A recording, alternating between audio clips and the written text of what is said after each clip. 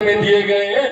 कल को दूसरी किस्त में उनके व्यवसाय को स्थापित करने के लिए 2 लाख रुपए और देने की बात जो कही गई है, ये दर्शाता है कि आधी आबादी को कैसे अपने पैरों पे सशक्त तौर पर उनको खड़ा करने की सोच के साथ लिए गए ये फैसले।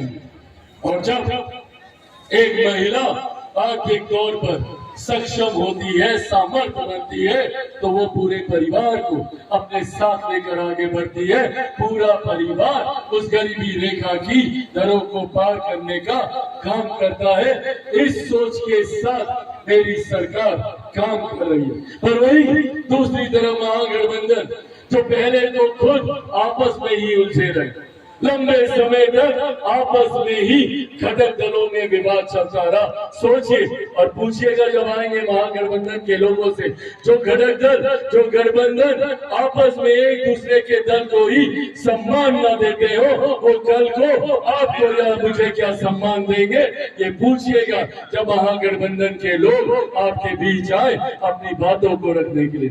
साथियों, एक तरफ भ्रष्टाचार है, एक तरफ अपराध है, दूसरी तरफ विकास है।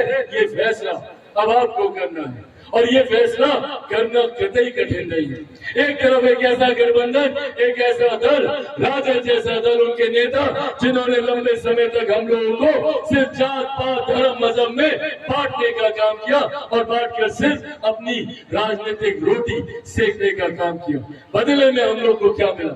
15 दशक दिए बिहार ने। क्या किया इन लोगों ने उस 15 दशक में? बिहारियों को बिहार से बाहर जाने के लिए मजबूर किया। आज भी एक बड़ी आबादी बिहार से अगर बाहर रहती है तो उसका जिम्मेदार वही 90 का जंगल राज है। आज जब कहा जाता है कि भैया काहे के लिए आप लोग बार बार जंगल राज की याद दिलाते हैं, ये याद दिलाना जरूरी है।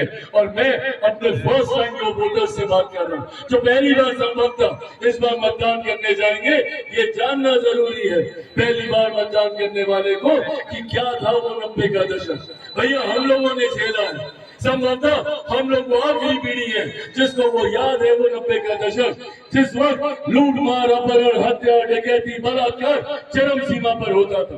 कोई रात में घर से बाहर नहीं निकल पाता था। सूर्य डूबने के बाद ऐसी परिस्थिति में बिहार को लाके छोड़ दिया था। जगह जगह जगह जगह सिर्फ अपराध और भ्रष्टाचार।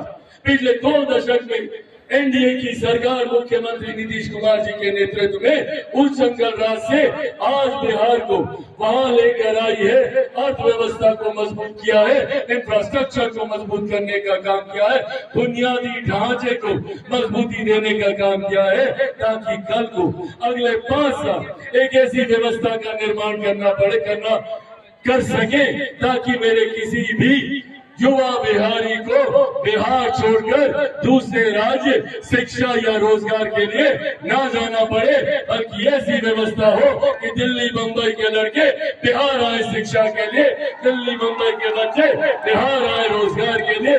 इस सोच के साथ हम लोग आगे बढ़ने का काम करें।